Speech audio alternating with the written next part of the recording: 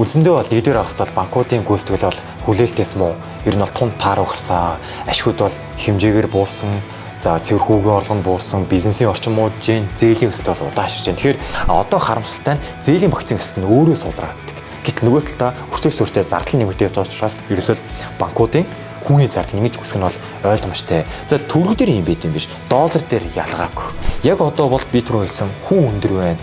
Хүүсрийн зардал өндөр байна гэж байгаа бол зардал талаасаа илүү идэлээ орлого талаас нь хөрөнгө оруулалтын зүгээс хараад үзвэл хүү өндөр байна гэдэг маань өөрөө бидний бондын хүү өндөр болчихсон байгаа. Одоо дундаж хүү дандаа 19 сарнтай 20% гарч шít. Тэр яг ийм үед бол хүү өндөр байгаа юм бол бид нар хувьцаан дээр хөрөнгө оруулж байгаа мөнгө жоохон бууруулаад бондон дээр 20% байршуулж байна. Төгсөлтөнд танд хэлэхэд хэдл 3-4 үйлрэл банкуд дээр юу арах вэ гэвэл зээлийн багцын өсөлтийг нь харъя. За түлхүү болгоод байгаа иргэдийн зээлийн чанаргуудлыг нь харъя. За 3 дугаарт гэвэл зээлийн багцыг нь дагнаад нөгөө хүүгийн орлогыг нь харъя. Энэ чинь ерөөсөө эцсийн эцэстээ ирэх жилийн ногдол шиг чинь гүйцэтгэл болно шүү.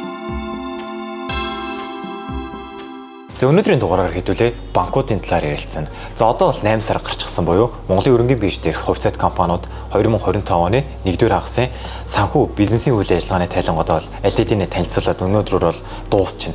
Тэр хэдүүлээ бол улирал болгон дуусмагц банкуд дээр за бирж дээр нэг ялангуяа системийн топ 5 банк байна. Томоохон жин дардаг, гол өрг гүйцэтгэдэг онцлог хувьцаануудын нэг байдаг. Тэгэхээр улирал болгон банкуудынхаа тайлан яриад үйл ажиллагааны цэгнээд түүн дээр үндэслэн хөрөнгө оруулалтын дараагийн зөвлөмжөө бол гаргаад явдаг байгаа. Тэгэхээр өнөөдөр бол хэллээ 25 оны 1-р хагасыг нь ярилцсан гэсэн үг системийн топ 5 банкныхаа. За яг слайд руугаа орохоос өмнө шууд өнөөдрийн лайвын дүгнэлтийг хэлэхэд бол үндсэндээ бол 1-р хагасд бол банкуудын гүйцэтгэл бол хүлээлтээс муу. Ер нь бол тун тааруу гарсан. Ашигуд бол хэмжээгээр буурсан. За цэвэр хүүгийн орлого нь буурсан, бизнесийн орчин муудж, зээлийн өсөлт бол удаашрж байна. Тэгэхээр одоо слайд дээр хэлээ ашигын гүйцэтгэлийг нь ярилцах нь байна. За мэдээж хувьцааны хэдэн үзүүлэлтийг нь уламжлалсаар ярилцаад явна. За хамгийн гол нь ашиг буурахад юу хүчин зүйл нөлөөлвөө гэдгийг түүн дээр нэдүүлээ дүн шинжилгээ хийгээд дараагийн хөрөнгө оруулалтын зөвлөмжийг хүргэх нь манай чухал анализын гол зорилго байгаа. За ингэж слайд руугаа шууд орцгоё. За хамгийн түрүүнд хэлээ хувьцааны ханшийн талаар оны эхнээс ярилцаад үзье. За энэ дээр зүүн тал дээр харагдсан байна. Яг банкуудын логоны өнгөөр нь 5 банкны хувьцааны ханшийг энэ оны 1 сарын 1-ээс 7 сарын сүүл хүртэлх ханшийн хөдөлгөөнд харуулсан байна. За эхлэлийн цэг нь бол мэдээж 100 руу индексжүүлсэн байгаа учраас түүнээс яг нэг цэгээс бүх банкуд бол хөдөлж байгаа. За ингээд харуул хувьцааны ханшид бол ер нь бол бүхэлдээ бол уналттай. Ганцхан хас банкны хувьцаа оны эхнээс нэг 3% өсөлттэй, бусд нь бол дандаа уналттай байгаад байна. За бид нар өмнөх дугаарууд дээр ярьжсэн банкуд бол харьцангуй үнцний хувьцаа ногдлчгийн өгөж өндөртэй хувьцаа байдаг учраас нөгөө 3-4 сар яг ногдлоо шиг сезонны үеэр дээш доош огцом савлдаг байгаа. За тэр нь бол энэ график дээр 3-4 сар дээр бол тодоос тод харагдчихна. За тэгэл 4 сар ногдлчгийн сезон дуслаа, ногдлчгүй төлөгдлөө, бүр төлөв өдөр дуслаа. Түүнээс хойш бол арилжааны идэх, хувьцааны идэх бол буураад явдаг байгаа. За 101 ялангуяа. За ингээл яг нэгэн жигт бүх банкуд ижил хөдөлгөөнтэй бол энэ дээрээс л харагдчихна. За яг өнөөдрийн байдлаар бол банкуд бол дунджаар үндсэндээ нэг 10 орчим хувь уналттай хас дангаараа өсөлттэй энэ дээрээс харагдчихна. За дунджаар нэг 7% тань байна. 4 банк, 5 банк маань нийлээд банкуудын нэг өдрийн дундаж арилжааны хэмжээг харуулж байна. За 1-р улирлын би 4 сард хийсэн лайв дээр бол банкуудын нэг өдрийн хувьцааны арилжааны идэвхийг нь 2024 оны дундаж ханшаар нь авч ирсэн бол өнөөдрийн лайв дээр оны эхнээсх буюу 1 сарын 1-ээс 7 сарын сүүл хүртэлх дундаж ханшийг нь авсан байгаа. За ингээд харуул доотлын график дээр харж байгаа дагуу хаан банк бол арилжааны идэвхээр үнэлэхүүс тэргүүлж байгаа буюу мөн адил 138 саят. За ингээд үргэлжлсэн 4 банк нь харагдаж байна. За энэ дээр доотлолт нь та бүхэн харж байгаа бол хувь бие тусгасан байгаа. Энэ юу гэхээр өмнөх жилийн нийт хөдөлгөөний одоогийн өөрчлөлтийн хувийг харуулсан байгаа. За энэ дээр бол таата үзүүлэлтэл голланд банкны арилжааны идэх бол 40%-аар нэмэгдсэн буюу оны эхнээс дунджаар 40 саяар арилжаал гэдэг сайн үзүүлэлттэй бол байгаа даа. За худалдаа хөгжлийн банк, төрийн банкаар арилжааны идэх бол өмнөх жилийнхээс илүү буурсан таагүй үзүүлэлт бол энэ дээрс харагдаж байна. За хас банк бол үйл ялэг нэмэгдээд өдрийн 32 сая. За хөрөнгөний бирж дээрх топ 20 хувьцаа бол дунджаар нэг өдөрт 15-аас 18 сая арилжаа явдаг нийт хувьцааг дундчлаад үзвэл. Тэгэхээр бол банкуд маань ер нь бол дунджаас харьцангуй дээгүүр за 3-4 банк байна. За хааны хувьд бол ялангуяа хөрөг чадвар маш өндөртэй байгаа нь энэ дээрээс бол харагдаж байна. Өмнөх жилдээ бол харьцуулахад хааны өөрчлөлтгүйс. За дээшлүүлээ зах зээлийн үнэлгээг нь хараад үзвэл бирж дээр нэг 160-70 компани байгаа. Нийтдээ нэг 12.3 их найдын үнэлгээтэй байгаа 7 сарын сүүлээр. За системийн топ 5 банк маань үүний баг үндсэндээ тэн ахсан буюу 43%. 5.4 их найдыг нийцэлж байна. Хаан банк данхаараа 2.1 их найдын зах зээлийн үнэлгээтэй маш том компани баг. За өөрөлдөө хамгийн жижиг гэхэд л төрийн банк 339 тэрбумтэй нэлээд том зах зээлийн үлгээ дээр бас харагдаж байна. За тэр нь хувьцааны үзүүлэлтүүд бол нэг иймэрхүү байгаадах. За нэг жил болгон л логичгийн сезоны үеэр хувьцааны ашмаа нэг дээш доош болдог жоохон гонигтай үзүүлэлт бол эрхчилж гисэн харьцангуй хэвээр байх болов уу гэж харж байна. За яг 3 дахь үлгэлийн тайлан 10 сар танилцуулагдана. За жилийн эцсийн тайлан гаргахдаа 1-2 сард тэр хэд бол хувьцааны худал ханш дээр бол жоохон хөдөлгөөнүүд бол орж ирдэг. Тэгээд төдийлөн бол томоохон өөрчлөлт бол байдаггүй. За дараагийн слайд руу оръё. Банкны цэвэр ашиг. За би лайвынхаа эхэнд хэлсэн. Банкуудын тайлан бол нэгдүгээр хагас бол харьцангуй таагүй гарсан. За энэ гүйцэтгэнд бол энэ дээр бодтоор харагдаж байна. 5 банкыг босоо багнан граф чагсаасан байгаа. За тод хөхөнгийн граф дээр 2025 оны 1-р хагас буюу 1 сарын 1-ээс 7 сарын 31-нд хүртэлх тухайн хагас жилийн гүйцэтгэлийн одоо цэвэр ашиг нь харуулсан байгаа. За ингэж харуул ерөөсө 5 банк дундаа үндсэндээ хаан банк дангараад 22%-ийн өсөлттэй. Үлдсэн 4 банкны за хас банк бол баг өөрчлөлтгүй шахах. Ашиг нь өмнөх жилээсээ өөрчлөгдөв. Нэмэгдээжгүй буураач. За нөгөө 3 банк маань бол ер нь л 36%-аар буурсан. За төрийн банк 30%-аар, голомт банк 21%-аар буурсан. Тэгэхээр нөгөө дунджаараа нийт төр зургаар бол цэвэр ашиг бол буурсан. Тааг үзэлтэй бол байна. За яагаад цэвэр ашиг буурч байгаа гэж өнөөдрийн гол одоо лайв маань гол үндсэн хэсэг орж байна. За банкны өмнөх лайв дээр одоо маш олон ярьдаг. Банкны бизнес бол маш энгийнэ. Хүмүүсээс харилцагчдаас их усэр байдлаар хадгаламж татдаг. За одоогийн хүүгийн түвшин дээр бол магадгүй 13-14%-тай их усэр татаад өөрийн нэрийн үнээс түүнийг 18-19-оор зээлүүдийг олгоо гардаг. За тэр нөө дунд нь байгаа хүүний спред, хүүний маржин дээр банкны гол үндсэн ашиг нь бол болж идэг байгаа. За яг нэмэлтээр арилжаа шимтгэлээ ордог гэх тодорхой дэд ашигуд бол байгаа. Тэгэхээр гол бизнес нь бол тийм. Тэр ердийн компани дээр бол хэдлээ борлуулалтын орлого гэж хардаг шиг банкн дээр хэдлээ борлуулалтын орлого нь юу вэ гэвэл хүүгийн орлого нь болж байгаа. За нөгөө борлуулалтын орлогоос өртгийг насдаг бол өртгийн насаа нийт ашиг гардаг бол банкн дээр тэр нь юу гэхээр цэвэр хүүгийн орлого нь болж идэг. Тэгэхээр цэвэр ашиг яагаад буураад байгаа гэдэг хэдлээ хүүгийн орлогын цэвэр хүүгийн орлогыг л харах шаардлагатай болно. За ерөөсөө зүүн талын слайд дээр би энэ дээрс харуулж байна. Хоёр сүрлийн граф байгаа. За эдлээ эхлээд дээдлийг нь хараад үзвэл мөн адил 5 банкны 24 оны 1-р хагас, 25 оны 1-р хагасыг харуулсан байгаа тань. За энэ дээр юу харуулж байгааг гэвэл тухайн банкуд ижил хугацаанд цэвэр хүүгийн орлогыг харуулж байгаа. Нөгөө зарлалыг нь хасны дараахаар яг банкн дээр үлж байгаа цэвэр хүүгийн орлогыг нэрс харуулж байна. За ингэж харуул 5 банк ашиг нь буурсантай ижил буюу цэвэр хүүгийн орлого нь дунджаар нэг 4.4%-аар буурчихсан.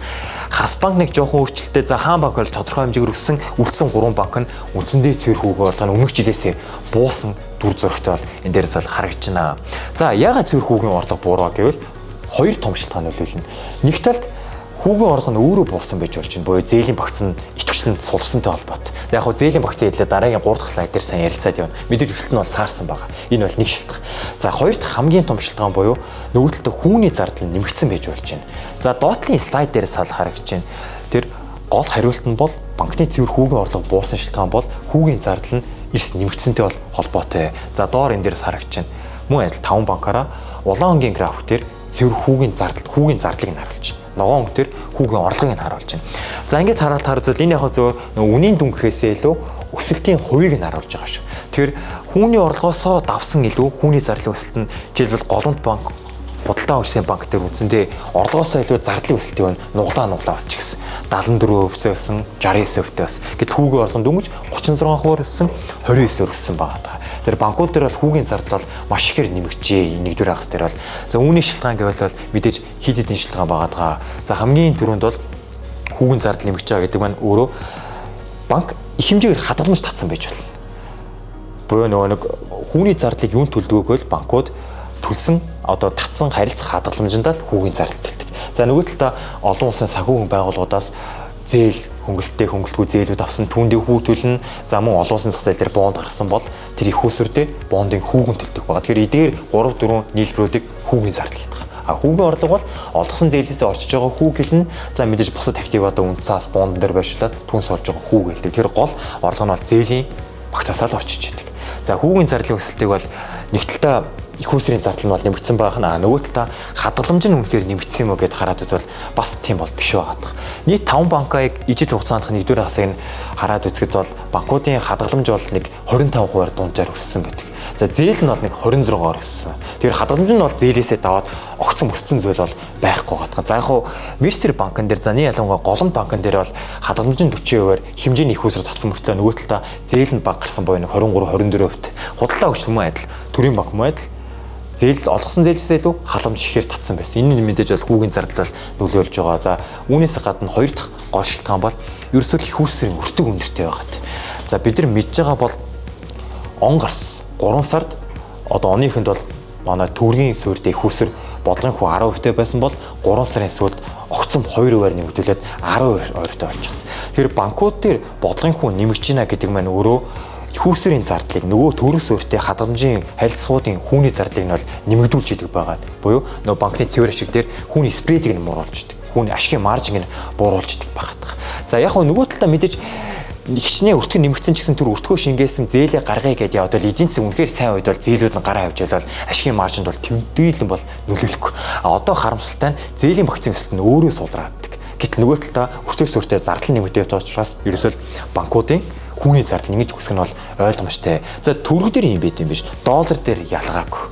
Доллар дээр бидэд ингээл харалт оныхэнд 3400-тэй явж байсан хаш маань 3 сарын сүүлээр нэмэгцээр байгаа 4 сараас хойш огцом 3480 3500 болчихсон. За 5 сараас хойш нэмэгцээр байгаа одоо 3500 эртээ байгаа. Гэтэл хааш ингэж сулрааддаг банкуд дээр яг хөөөр банкуд ч нөрөө доллараар их үүсвэр татчихсан байгаа. За өнгөрсөн жил бид нар 3-4 лайв хийсэнтэй худалдаа үжил 300 сая долларын бонд татсан, голомт банк 400 сая долларын бонд татсан байгаа. Олон улс дээрээс. За тэр 400 сая долларын жилийн хүн 11%. Та зүгээр ингэ бодоод үзэлт. 400 сая 11% чинь 44 сая доллар. За хагас жилийн хүн хэр чинь баг 22 сая доллар. За гэтэл хаашийн одоогийн хаш 3580-аа үржүүлээд өсгөр эн чинь баг хагас жилдээ 70 хэдэн тэрбум төгрөгийн хүүний зардлыг бол төлөөд байгаа. За энэ дээр нөгөө хаашин оны ихнээс 100 200 төгрөгөөр савлдаг. 100 200-аар хөдлөхөд хүүний зардлыг нь 4 5 10 тэрбумаар нэмэгдүүлж идэг байгаа. Тэгэхээр хааш өөрөө сулран хүү инфляцид байгаа чинь хөдөлгөөнтэй байна гэдэг чинь банкны хүүний зардлыг дээш доош болгодог. Үндсэн эцсийн үр дүндээ банкны ашиглалганд сөргөөр нөлөөлж идэг тун тааг үзүүлэлтүүд бол байх нэ. За энэ дээр бол тусгасан байгаа шүү дээ. Төгрөгийн их үүсвэрийн зардал ч өндөр байна. Ам долларын ханшин чөлдөлж байна. Өөрөө ам доллар суурьтай уулзсан их үүсвэрийн зардал нь ч их харьцангуй өндөрөөс. 400 сая доллар ч өөрөө 11% купонт. За TDB чинь нэг би андерог бол 8.5% хүүтэй байсан сан чинь. Тэр нэг энэ бол харьцангуй бас өндөр санхүүжилтийн бодол бол нэг л багт яг ийм цаг үед бол. За нүүдэлт Харс банк, Хаан банк хоёр ялгаагүй ижил Монгол улсад байгаа ижил бизнесийн орчинд байгаа мөртлөө яагаад ингэж хүүгийн орлого нь хүүгийн зардал тэгж амар нэмэгдэхгүй ашигын үзүүлэлт нь харьцангуй сайн гараад байгаа гэвэл жишээлбэл Хаан Хас хоёрын одоо нөгөө үдээсээ ялгаатай зүйл нь Хаан банк бол жишээлбэл 4 сард Европын сэргийн босолтын банкнаас 140 сая 45 сая долларын зөв бараг хагас их 80 төгрөгийн маш хямд их үүсвэрийг татсан багт. Хас банк мөн адил 5 сард залуучууд зээл болгоно гээд 147 сая долларын мөн адил Европын сэргийн босолтоос татсан. Энэ мэдээж яг хүүн тусагдаагүй үдэж магадгүй 7-8% тэй харьцангуй нөгөө үедээ болоод зардал бол багтай л байгаа даа. Тэгэхээр Хаан Хасын бас нэг давуу талууд нь татж байгаа их үүсвэрийн зардал нь бол бага байгаа даа шүү дээ. Тэрний үр дүнд хүүгийн орлогоо бариад цэвэрэш үзүүлэлтнүүд бол гайгүй өсөлттэй нэг тийм өөрчлөлтгүй буюу буураагүй бол гараад байгаа бах нэ. Нөгөө банкуд маань харьцангуй доллар дээр ч тэр их үүсвэрийн зардал нь өндөр, ханшин нөлөөд байна, төгрөгийн суурин жиндэр байна. За яг хуу мэдээж одоо банкуудын актив пассив дээр бол мэргэжлийн хүмүүс ажиллаж байгаа. Тэгэхээр өндөр хүү татлаа энэ бол огт шүүмжлээгүй. Зөвхөн яг бусад банкуудтай харьцуулахад бол ийм байгаа. Мэдээж банкуд дээр бол мэргэжлийн хүмүүс нь бол ажиллаад тухай үеийн активын бодлогууд бол баримтлаад явж байгаа. Магадгүй юу гэдэг энэ үед хадгаламжаа ахиудтаад татсан хадгаламжаа дараагийн үйлчлэлүүд нь зээл байдлаар сайн гарах тиймэрхүү одоо стратегич ажиллаж байгаа бол үнэхээр бол үүсэхгүй. Тэгэхээр ганц улирлын үр дүн дээр дүгнэлтэнд хүрч болохгүй гэдэг санааг хэлж байна. За дараагийн слайд руу байдлаа. Хүүгийн одоо орлого буураад байгаа одоо хоёр дахь үндсэн хариулт нь буюу зээлийн багцыг нэтлээ хараад үз. За банкны хамгийн гол үзүүлэлт бол би лайв болгон дээр ярьдаг. Банк их үүсвэр татж болно. Европоос 145-ыг татж болно. Олон улсын Сингапур дээрээс 400 сая доллар татж болно. Хадгаламжаар хэдэн тэрбум татж болно. Их үүсвэр чинь нэмэгдээд энэ болгон чинь өөрөө зардалтай байгаа. За үүнийг дагаад их үүсвэрийн пассивтай уялдсан активын удирдлага буюу зээлээ сайн гаргаж явах хэрэгтэй. За ингээд хараад үзвэл банкуудын нэгдүгээр хагас дээрх зээл нь 5 банк нь харагдаж байна. За ногоон өнгийн шугамн график бол яг өмнөх жилийн мууийн өсөлтийн хувийг нь бол харуулдаг байгаа. За 5 банкыг хараад үзвэл эдлээ зээлийн үзүүлэлт учраас нөгөө хоригдлогдсон дэйн гэдэг юм чинь өмнөх жилийн мууийн харьцаагаас нь илүү өмнөх улирлыг нь харьцуулсан тэр. За ингээд өмнөх улирлыг нь хараад үзвэл баланс өртөө учраас дөнгөж 9%-ээр л өссөн байгаа даа. За энэ юу гэсэн зүйл вэ гэхээр банкуудын зээл олголтол үндсэндээ зээлийн өсөлт байна удааширж байна. Зээлийн өсөлтийн инерци бол алдж байна гэсэн. Яагаад бид нар 2 дугаар улирлын зээлийн өсөлтийг харах нь чухал вэ гэвэл Монгол улс бол эрсдэл уур амьсгалт 3, 4, 5 сард бол банкуудын зээл маш ихээр гарч ирдэг хамгийн чухал бизнесийн одоо гол үе гэж хэлж байна. 3-4 сард уулуурхай идэвчдэг, барилга идэвчдэг, боловсруулах үйлдвэр, хөдөө аж ахуй идэвчдэг. За хамгийн гол нь хөдөө аж ахуй, хөдөө орон нутгаар чинь тендерийн зээлүүд, томоохон бүтээн байгуулалтын зээлүүд гарч идэг. Тэр яг энэ хамгийн сайн зээлээ банкуд бол гаргаж явах хэрэгтэй. За ингээд өмнөх жилүүдийн хараад 24 он жишээлбэл 24 оны 1-р бас банкуудын зээлээс 16% өсөжсэн байх нь байна. 23 оныг харахад 12% сайн өсөжсэн байх нь. Энэ 25 оны 1-р хагас харамсалтай нь зээлээс бол өсөлтийн инерц заалтаа дүнж 9% өссөн тааг үзүүлэлт бол байгаад байна. За яг доотлын график дээр бол зүгээр өмнөх жилийн муу ихтэй харьцуулаад байна. Мэдээж энэ бол 1 жилийн өөрчлөлт учраас харьцангуй бүтэн жилийн тусгалаа гүйцэтгэлээ засгаад мэдээж 20%-ийн 30%-ийн өсөлт бол гарах нь ойлгомжтой. За банкуудын зээлэсэлт удааширж байна. Үүний шалтгаан юу вэ гэж. За дараагийн слайд одоо бас гол хүчин зүйл бол Монголын эдийн засаг бол 22, 23, 24 онд бол нөгөө нүүрсний үнийн өсөлт, нүүрсний гарстай холбоотойгоор бидэд бол маш эдийн засгийн сайн үедтэй байсан. Дандаа 5%-аас дээш өсөлттэй байгаадсан. За харамсалтай нь 2024 оноос нүүрсний үн тасралтгүй буурсан, гарц борсон. 2025 оны эхний хагас дээр муу адил яг ялгаагүй. Манай гол амин зуулга болсон нүүрсний гарц маань муу байгаа, үнэн муу байгаа. Үүнтэй холбоотойгоор Монголын эдийн засаг бол үндсэндээ цагаагаар бол мууж байна. Нэгдүгээр үйлдэл бид нар 2.4% өсөлтийг үзүүлсэн. Гэтэл өмнөх жилийн муу үед бид нар чинь 4% өсөж ирсэн. За 23, 24 он нийт жилээ бүр 7, 6% өсөж ирсэн. Тэгэхээр банкуд бол эдийн засагт мэдрэг хувьцаа байдаг. Эдийн засгийн өөрчлөлт, бизнесийн орчин өөрөө банкуд шууд нөлөөлж идэг. Эдийн засгийн орчин муудаад ирлээ. За нүүрс гарахгүй байгаатай холбоотойгоор төсөв алдагдaltaй байна. Улсын сектор мөнгө муутай болж байна. Хувийн секторын нөгөө тээвэр агуулгачин дагаад харьцангуй муудж байна. За яг зөвөр зэсийн үйлдвэрлэл яг үндэ аварч байгаа. Нүүрс нь байхгүй болдог. Дагаад зэсийн үйлдвэрлэл байгаа тул бид яг үндэ ханш маань гайгүй хэсэгдээд валютын нөөц маань яг үндэ хэсэгдээд тийм л байдалтай байгаа тул та. Тэгэхээр банкуд дээр бол бизнесийн орчин бол нөлөөлж байгаа нь юм учиртай. За нүүдэл бид нар M2 мөнгөний нийлэлт бол маш муу чинь 5 сарын байдлаар харахад л дүнгиж 6% жил өсөлттэй болсон. Гэтэл чинь өнгөрсөн жилийн 4-5 сард бүр жилийн 30 орчим хувийн өндөр өсөлттэйс мөнгөний нийлэлтэд. Одоо тэгэхээр яаж яах вэ гэхээр нэг талд эдийн засгийн орчин муудж байна. Нөгөө талдаа мөнгөний нийлүүлэлтийн орчин, мөнгө зээлийн орчин бол муудж байна. Он гарснаар Монгол банк санхүү цэцлэлроо аль нь банк усуудын, банкуудын одоо зээл болголтыг хумих бодлого барьж байгаа. Мөнгөний бодлогын төлөв бол чангадагцсан. Хүүгээ 2% өсгөж гисэн. Тэгэхээр энэ бүх үр дүн маань өөрөө банкуудын бизнесийн орчин, ашигын үзүүлэлтэнд нь дандаа сөргөөр нөлөөлж идэг байгаа даа. Тэгэхээр би юу ч хэлэх гээд байна гэвэл өнгөрсөн 3 жил бол цагаагаар сайхан байсан. Одоо бол өөрчлөлт гэж байна. Бизнесийн орчин бол мууж. Тэгэхээр хэдлээ банкн дээр байгаа портфолио дээр бол харьцангуй өөрчлөлт оруулах нь бол зүгээр болов уу? Одоо сүүлийн 2 жил баг банкуудыг ногдол шиг өндөртэйгээд та бүхэнд хөрөнгө оруулахыг зөвлөж исэн бол одоогийн нөхцөл байдал дээр хараад үзвэл хөрөнгө оруулалтын багц дээрээ жоохон өөрчлөлт оруулаад би бол зөвлөхөд 5 банктаас тэгж олон байх шаардлагагүй. Зүгээр ихтэл 2 банк. За бүр яг үндсэндээ бол та хэрвээ зөвхөн анхан шатны дунд түвшний хөрөнгө оруулалт гэж байгаа бол ганц банк байгаад л хангалттай. Тэн дээр бол би хаан банкыг л зөвлөж байна. Ашигын гүйцэтгэлийг хар, бизнесийн гүйцэтгэлийг хар. Ногдол шиг бүх зүйл нь сайн байгаад байна. Кар нөгөө актив харьцаа зөвлөлт ч гэсэн сайн байгаад. Тэр магадгүй та үүн дээр нэгэд нэмээд өсөлтийн шинжт нэг банкыг нэмж болно. Үгүй маркет ганц банка барихыг л зөвлөж байна. За энэ банка нэмэгдүүлдэг хувийг нь бол жоохон бас бууруулахыг зөвлөж байна. За бусад хувьцааны мөнгөө хайчих гэвэл эдийн засгийн өсөлтөд одоо өсөлт бууралтад харьцангуй тогтвортой буюу хамгаалтын шинжтэй хүнсний салбарын хувьцаа болж байна. За үүн дээр нөгөө тод жишээ Апу байж болж шít. Апу яаж л хадамжийн хүү 12-13% ногдол шиг өгөөж байгаа. Тэр нэг эдийн засаг циклээд байгаа хэдлээ хөрөнгө оруулалтын багцаа үүнд нь тохируулж өөрчилж явах хэрэгтэй байгаа юм аа. Хүмүүс яг хуу портфолиогоо төрөлжүүлгээ тиймгүй нөгөө өндөгний түүх бүх өндгөө бүх сагсанд одоо нэг сагсанд битээгээ тэрийг ярьсаар байгаад хүмүүс юу гэсэн ойлголттой болсон бэ гэхээр болж л өгвөл олон хувьцаа төрөлжүүлж гэдэг нэг тийм буруу ойлголттой болчихсон.